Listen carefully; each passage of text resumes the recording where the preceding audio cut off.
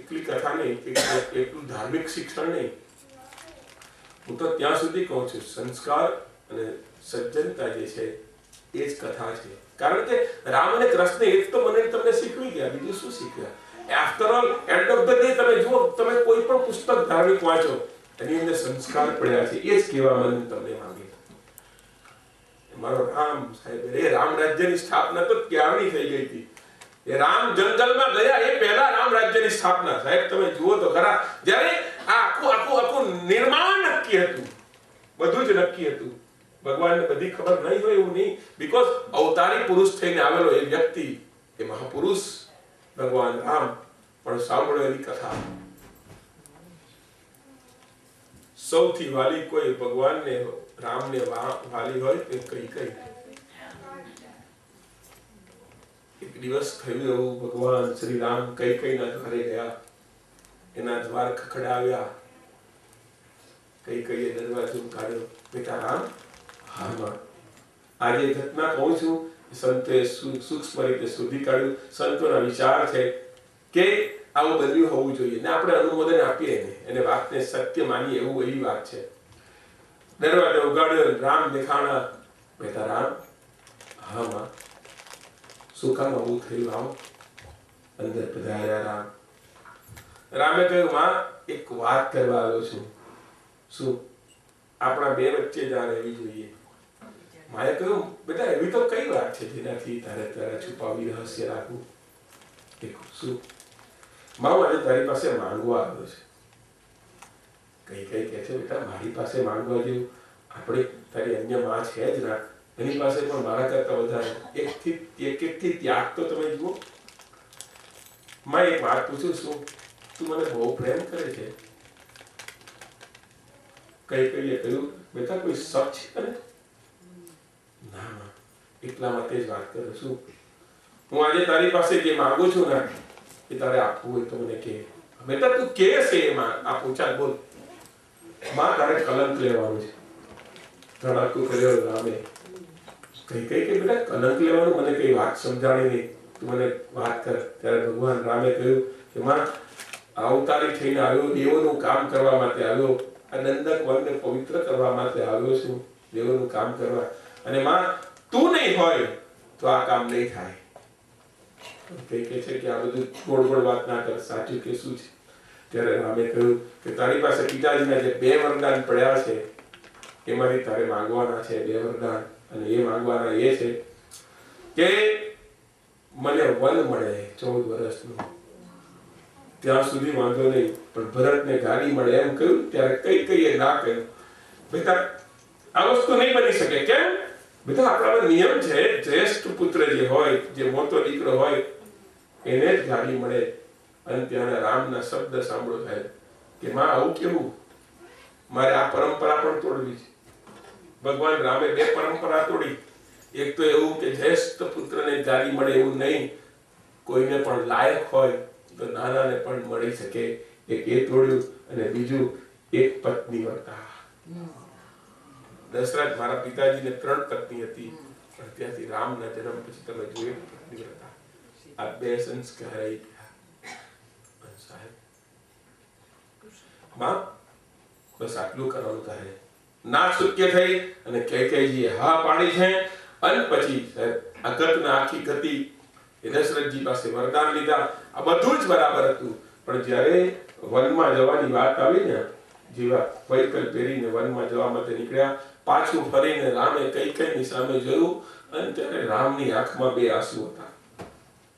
કૈકેયી આંખો મેં હર્ષને કહા, બેટા આ બધી પદ્ધતિ તારી હતી, આ બધું કાર્ય તારું હતું, આ પ્લાન તારો હતો, અને હવે તારી આંખમાં 2 આંસુ આવે છે, કેમ એમ? અને ત્યારે રામે જે જવાબ આપ્યો છે એ રામ કહે છે કે માં આંસુ એના નથી કે મારે આ છોડીને જવું પડે. આંસુ એના નથી કે આવતીકાલે મને મળવાની ગાદી જે એની જગ્યા પર આજે મારે વનમાં જવું પડે, એના આંસુ નથી. આ મને આ મોહ માયા લાગી એના આંસુ નથી. આ વૈભવ છોડીને, તમને બધાને છોડીને જવું પડે એના આંસુ નથી. મારે આ ઉગાડા પગે વનમાં રખડવું પડશે એના આંસુ નથી. મારે આ કષ્ટ સહન કરવું પડશે 14 દિવસ એના આંસુ નથી. પણ આ આંસુ તો એના માટે છે કે આખી દુનિયા આવતીકાલે ભરતનો રાજ્યાભિષેક જોઈ શકશે, મારી આ બે આંખ નહીં જોઈ શકશે સાહેબ. એનો અફસોસ એ સુનિએ તો સહી. રામ રાજ્ય માટે ક્યાં ઉતાવળ જેવી વાત જ નથી. અને જ્યાં 14 વર્ષ પછી ભગવાન પધાર્યા અને પહેલા પગે લઈ ગયા કઈ કઈને, માં અગર તું ના હોત, હું એક દશરથનો દીકરો હોત, રાજા રામ હોત, પણ ભગવાન રામનું બિરુદ મારી માં કે અપાવ્યું. આ કલંક તે લીધું. આજે દુનિયા કઈ કઈ માને, પેલું પણ છે આખું સર્જન હતું રામનું.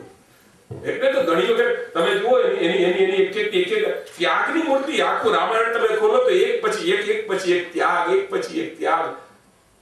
તમે કોઈ દિવસ એવું વાંચ્યું છે કે રામ વનમાં ગયા ત્યાર પછી એક પણ વખત કૌશલ્યા માએ કોઈ દિવસ મેળું માર્યું હોય તો મને કહો કઈ કઈ કે તારા લીધે મારા દીકરાને આમ થયું, અમારા ધણીને? કોઈ દિવસ નહીં સાહેબ.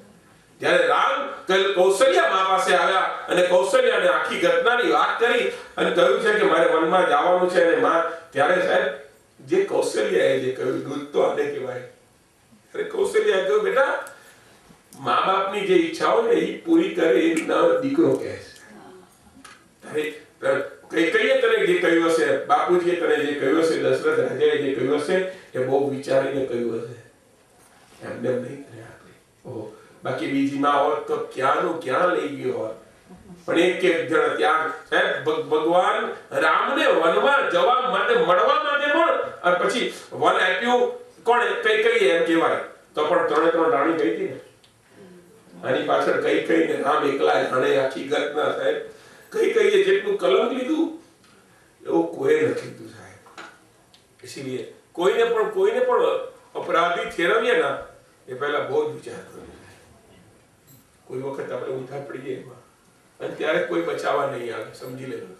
તમે એકલા પક્ષે રહેશો એટલે કોઈને પણ 2 વાર કોઈની પ્રશંસા કરવામાં બિલકુલ વાર નહીં લગાડતા. એ તો કહી દઉં, કોઈનો વાહો થાબડવામાં બિલકુલ વાર નહીં લગાડતા, પણ કોઈને અપરાધી ઠેરવવામાં 100 વખત વિચાર કરવો. કારણ કે ઘણી વખત આંખે જોયેલું પણ ખોટું હોઈ શકે. કભી એસા હોય.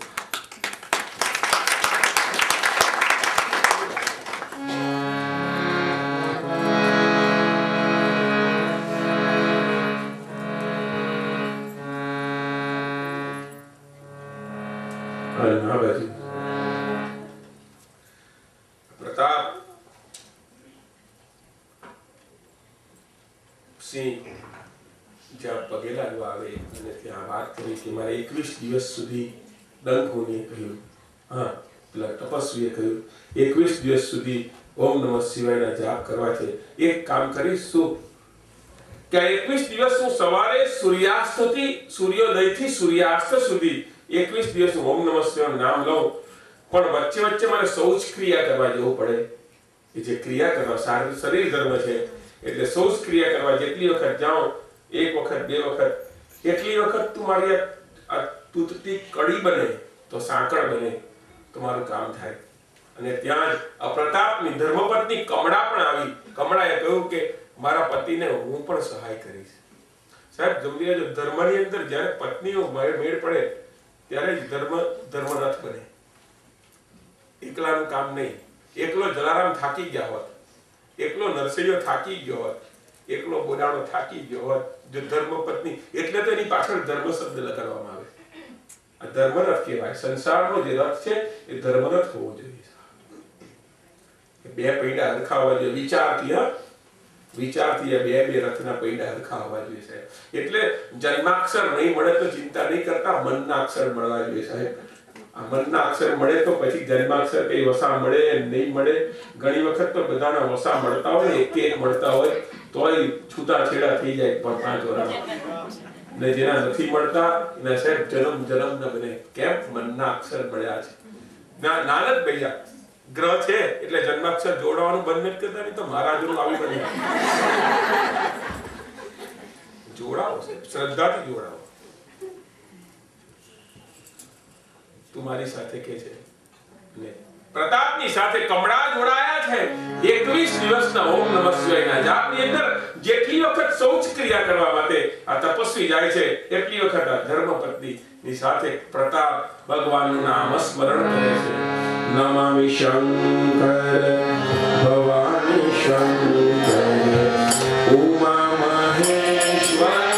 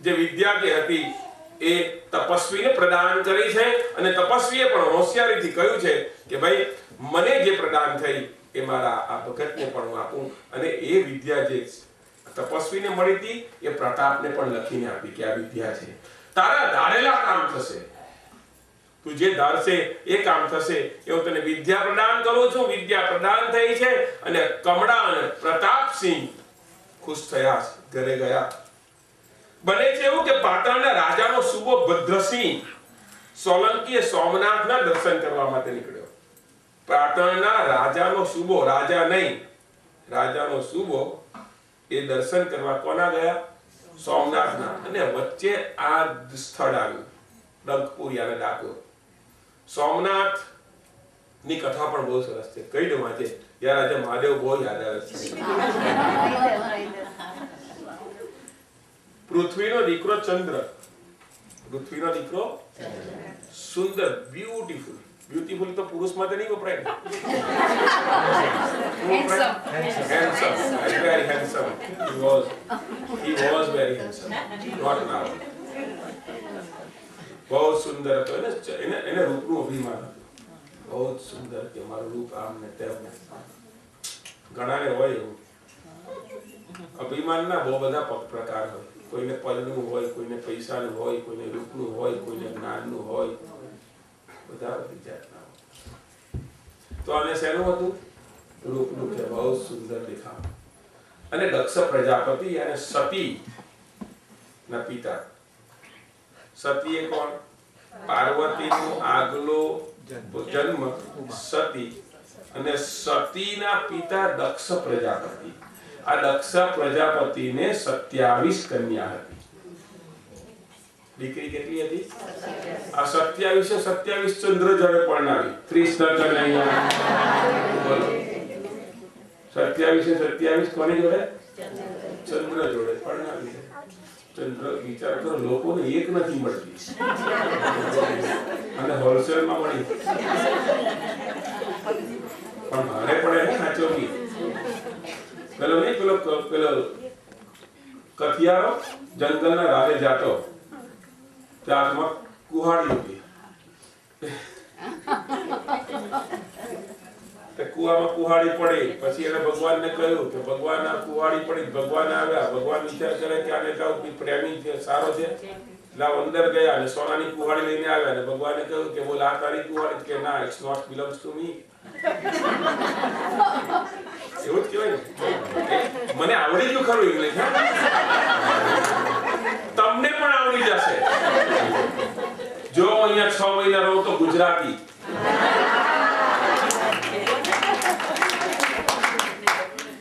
એ ભગવાન તે પેલા આવ્યા સોનાની કુહાડી લઈને આવ્યા અને કે આ મારી નથી કે તો ભગવાન વિચાર કરે કેટલો પવિત્ર અંદર પાછા ગયા ને હીરાની લઈને આવ્યા હીરા જોડી આ પણ નહીં અંદર ગયા ભગવાન કહે છે કે કેવું પડે હા ભાઈ બાકી બીજો હોત તો લઈ ગયો પછી એની અસલ લાકડાની તૂટેલી કુવાડી લઈને કે આ તારી કે આ મારી બાપા થેન્ક યુ તમે અપાવી, મારે તો આનું જ કામ હતું. એટલે પછી ભગવાન કે ઉભો રહે, તારે પવિત્રતા પર મને પ્રેમ છે, તું એક કામ કર, આ બે પણ તું લઈ જા. નાની અને હીરાની મળી. કેમ? પ્રમાણિક હતો. એટલે ઘરે ઘરે ધર્મપત્નીને વાત કરી. દેવી શું કહે કે આ જો આ બધું મળ્યું, કે કોણ આપી ગયું? કે ભગવાન જાતે આવીને અને પેલીનું મેંગજ કહ્યું કે તમે બધા પુરુષો સરખા કે ભગવાન મળ્યા તારે મને બોલાવ્યો નહીં, મોબાઈલ કર્યો તો હું આવી ગયો. તમે એકલા લાભની સરકારી વસ્તુ મારે સ્ત્રી હદ, બાળ હદ, રાજ હદ. આ હદ કેવી છે? માને જ નહીં, ચોથી પીછે હદ.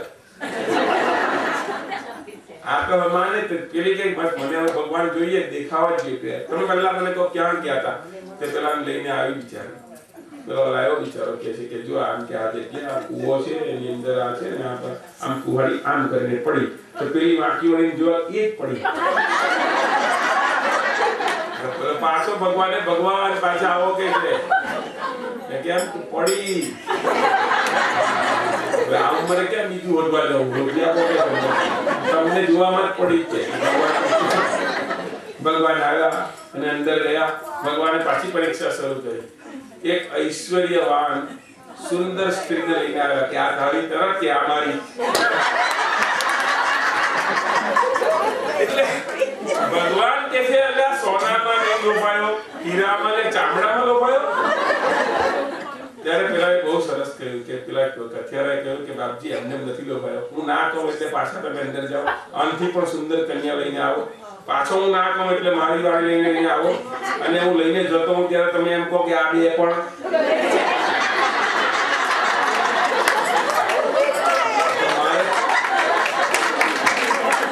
મારે એકને તો હારી લપાવું કે તકલીફ થાય કે બીજી એને ક્યાં લઉં?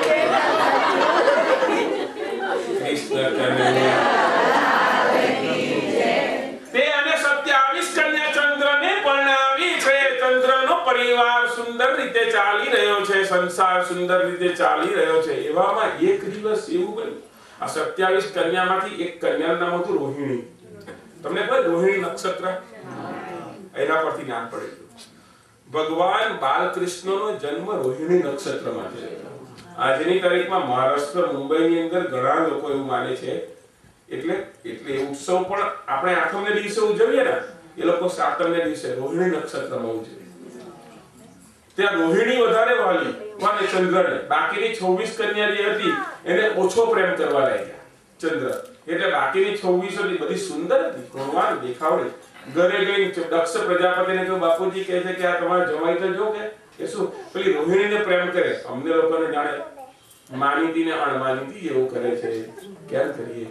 એટલે દક્ષ પ્રજાપતિ હતા, એ સમજાવવા માટે આવ્યા અને કહ્યું કે ભાઈ આવું કેમ કરે? કે મેં ત્યારે લગ્ન કરાવ્યા ત્યારે તો ખુશ હતો. ત્યારે પછી ચંદ્રની સાથે પાછી 26 કન્યા બીજી જાય છે અને શાંતિથી સંસાર ચાલે છે. પણ 8 મહિનાથી એટલે પાછી આવી બધી, પછી 26 પાલી કે ભાઈ આ એની જ મકાન છે કે પાછું કે અમને આવો ઓછો પ્રેમ પડે.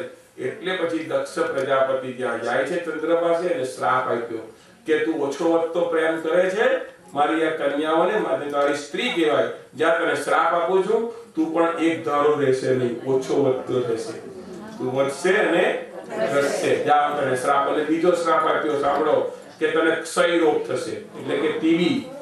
હવે એ સમયે ટીબી એટલે જય શ્રી કૃષ્ણ કોઈ દવા જ નહીં. જ્યાં તને એને આવો શ્રાપ આપ્યો છે દક્ષ પ્રજાપતિએ, પરિણામે આ બે શ્રાપ જે હતા એ આને લાગુ પડ્યા.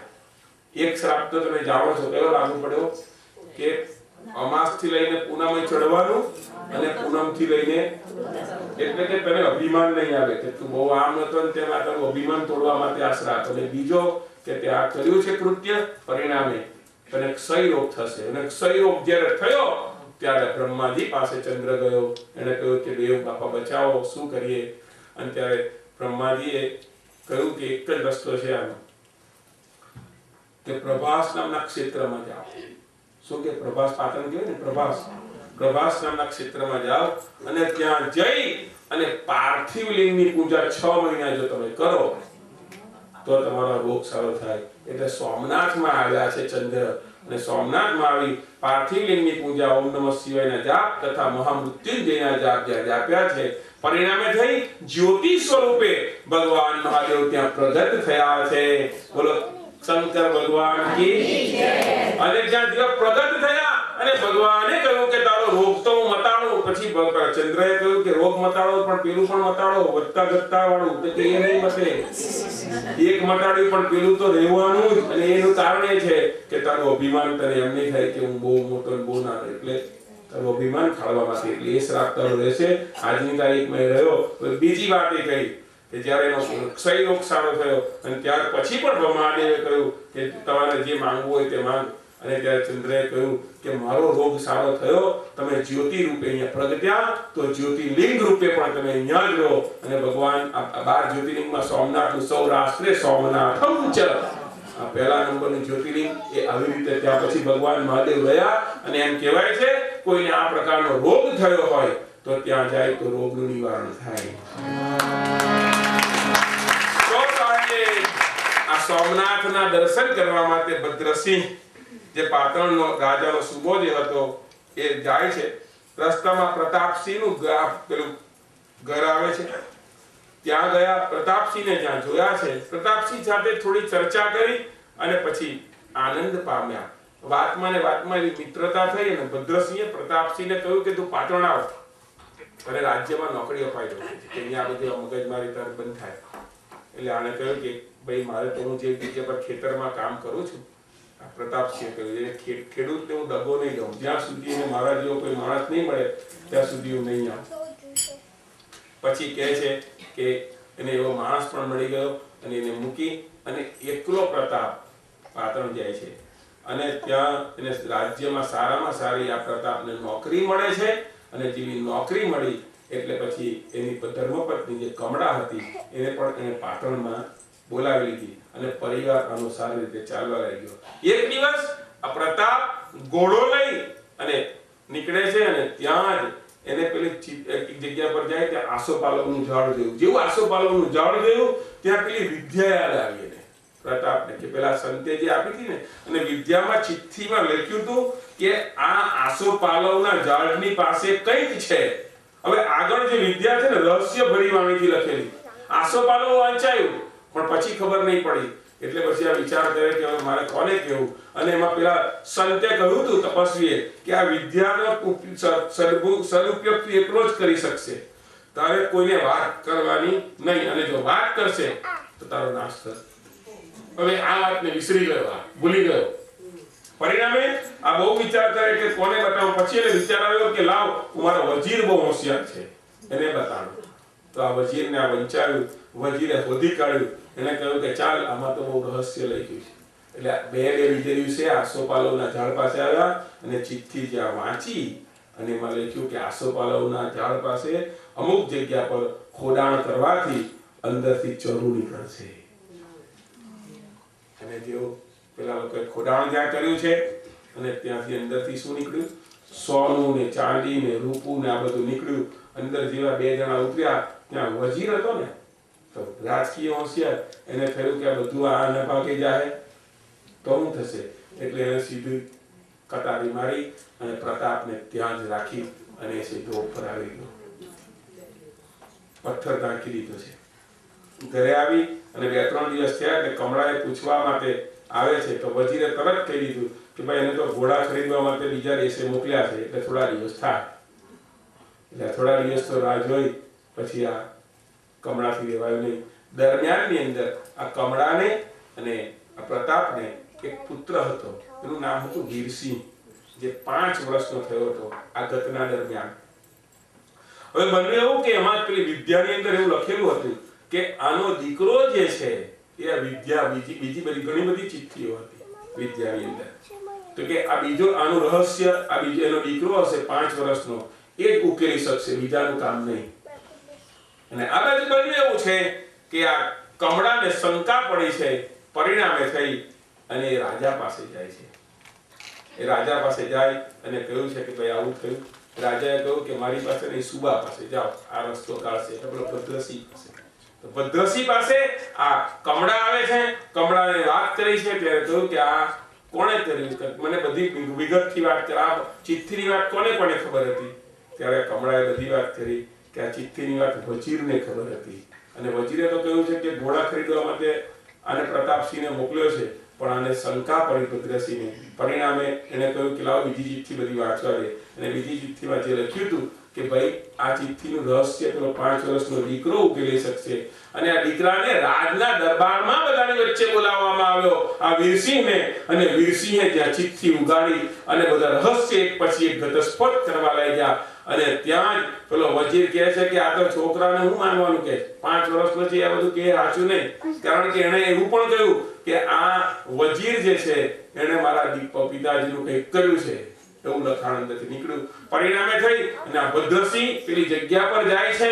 પેલી જગ્યા પર જાય અને પથ્થર ખસેડી અને આ ભદ્રસિંહ અંદર ગયો તો અંદર એક પેલો પ્રતાપસિંહને કતારી મારી હતી, એને એ અંદર પડેલો હતો, એનું મૃત્યુ થયું હતું કતારી પર. આ વજીરનું નામ લખ્યું હતું. પરિણામે વજીરને દોષિત જાહેર કરે છે અને વજીરને પછી સજા સંભળાવવામાં આવે ફાંસીની. આ બાજુ વજીરને ફાંસીની સજા, અને આ બાજુ પછી તો ખબર પડી કે પ્રતાપ રહ્યા નથી. કમળા રડવા લાગ્યા છે. એના દીકરો 5 વર્ષનો અને આ કમળાબાઈ, આ બે જ રહ્યા હવે દુનિયાની અંદર આ લોકોની પરિવારમાં. અને પછી રડવા લાગ્યા. પછી કહે છે કે હવે અમે ક્યાં જઈએ? ત્યારે ભદ્રસિંહે કહ્યું કે આ જે મળ્યું છે ખજાનો એ તો હવે તમારો જ કહેવાય ને. ત્યારે એણે કહ્યું કે વણહકનું મને નહીં ચાલે, હું તો ત્યાં મારા ડાકોરમાં જઈશ, ડંકપુરમાં જઈશ અને મારા મહાદેવની સેવા કરીશ. એમ કરી અને આ કમળા એના નાના દીકરાને લઈ અને ડાકોરમાં જાય છે. ઇતિહાસ એવું કહે છે કે આ દીકરો ધીરે ધીરે મોટો થયો છે વીરસિંહ, અને આ ભદ્રસિંહ સાથે એના પારિવારિક સંબંધ થઈ જાય છે. અને પછી કહે છે આ ભદ્રસિંહે એવું કર્યું છે કે એના પિતરાઈ કોઈ ભાઈ હોય એની દીકરી સાથે આ વીરસિંહના પણ લગ્ન કરાવ્યા. આ વીરસિંહના લગ્ન કરાવ્યા છે પિતરાઈ ભાઈની દીકરી સાથે. અને આ બેનો પણ સંસાર સુખમય ચાલે છે. બે સંસારમાં રહી આ વીરસિંહ અને એની ધર્મપત્ની આ બે સંસારમાં રહી અને ભગવાનનું નામ સ્મરણ કરે છે કે નારાયણ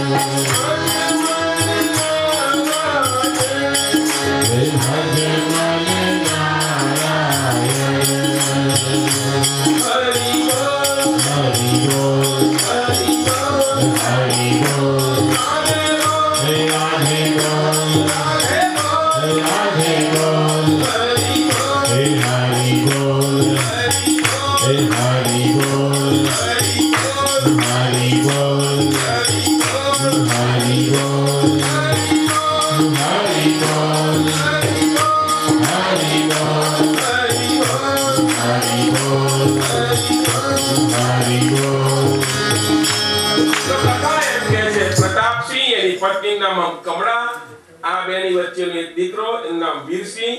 આ વીરસિંહના મોટો થાય છે ત્યારે લગ્ન થયા. કે વીરસિંહની પત્ની નામ હતું રતનભાઈ. પેલી કમળા અને આ રતનભાઈ, અને આ રતનભાઈ અને આ વીરસિંહનો સંસાર ચાલી રહ્યો છે. અને આગળ શું થશે એ આવતીકાલ તમને કથામાં કહીશ. આજની કથાને અહીંયા જ વિરામ આપું, પણ એ પહેલા થોડી વિધિ, કોઈ સૂચના કોઈ હોય તો એ સૂચના, અને ત્યારબાદ થાળ આરતી થશે. તો દરરોજનો કાર્યક્રમ બરાબર 4 વાગે, બરાબર સાંજે 4 વાગે શરૂ થઈ જાય. હું એવી આશા રાખું છું કે આપણે 4 વાગે શરૂ કરીએ એટલે હું ત્યાં શરૂ કરું એ પહેલા એક રણછોડ બાવળીનો પાઠ આપ સૌ હું આવું એ પહેલા એ કરી દો એટલે 4 વાગે બરાબર કથા શરૂ થઈ જાય. અને સ્મરણમાં આ 7 દિવસ રણછોડ બાવળી પર કથા, યાને દ્વારિકાધીશની કથા આપણે એનું ગાન કરશું. આવો પ્રેમ અને શ્રદ્ધાની સાથે આજની કથાને વિરામ આપવું એ પહેલા 2 મિનિટ માટે સત્સંગ. Hare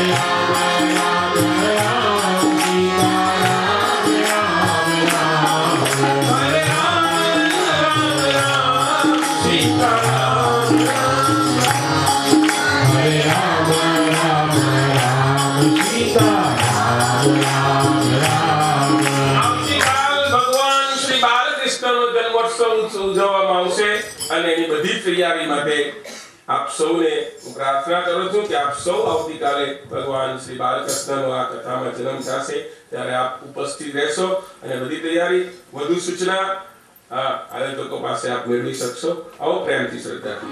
હરે રામ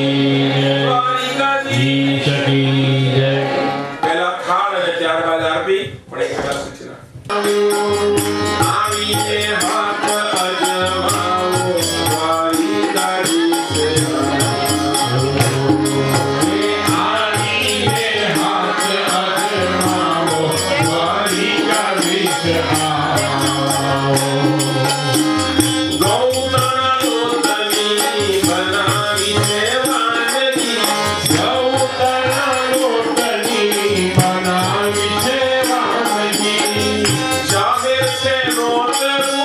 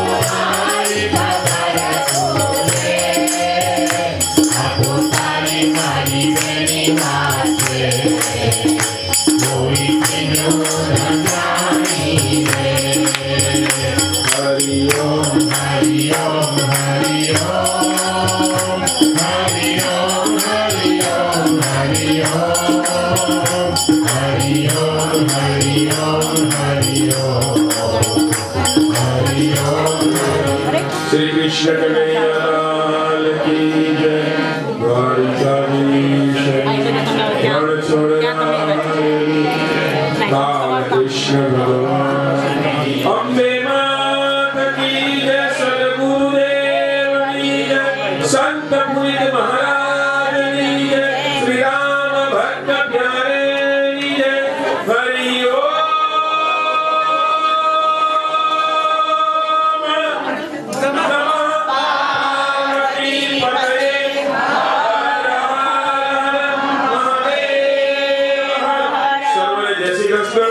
આવતીકાલ બરાબર 4 વાગે કથા પૂરી થઈ છે.